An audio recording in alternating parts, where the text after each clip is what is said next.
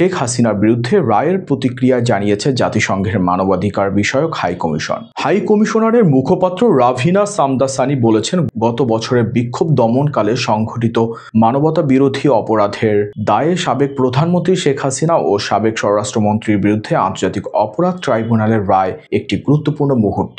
এটি মানবাধিকার লঙ্ঘনকারীদের জন্য বিশেষ তাৎপর্যপূর্ণ।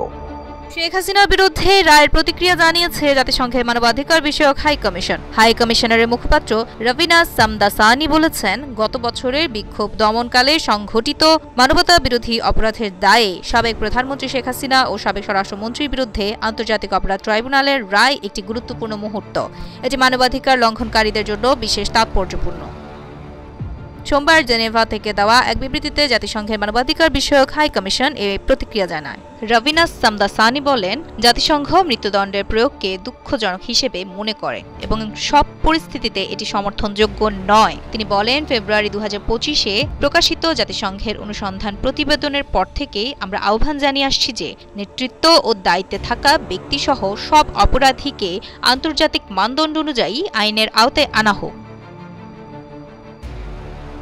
এছাড়া ভুক্তভোগীদের জন্য কার্যকর প্রতিকার এবং ক্ষতিপূরণের সুযোগ নিশ্চিত করতে হবে। এই মুখপাত্র আরও বলেন, যদিও আমরা এই বিচার প্রক্রিয়ার সঙ্গে সরাসরি যুক্ত ছিলাম না, সবসময় আন্তর্জাতিক অপরাধের মামলায় বিচার প্রক্রিয়া আন্তর্জাতিক মানদণ্ড অনুযায়ী ন্যায্য ও স্বচ্ছ হওয়া নিশ্চিত করার জন্য আহ্বান জানিয়ে আসছি।